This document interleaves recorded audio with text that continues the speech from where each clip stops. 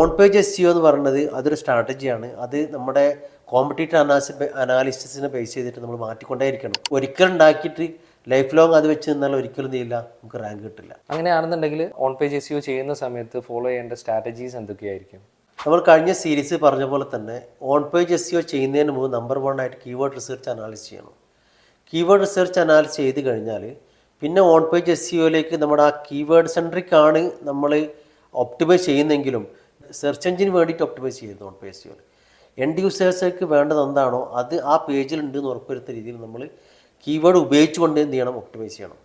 അപ്പോൾ ultimate goal end യൂസറാണ്, പക്ഷേ keyword നമ്മൾ അതിൽ ഫോളോ ചെയ്യും വേണം. അപ്പോൾ ശ്രദ്ധിക്കണമെന്ന് വെച്ച് കഴിഞ്ഞാൽ നമ്പർ 1 ആയിട്ട് പറയുന്നത് ടൈറ്റിൽ ടാഗാണ്.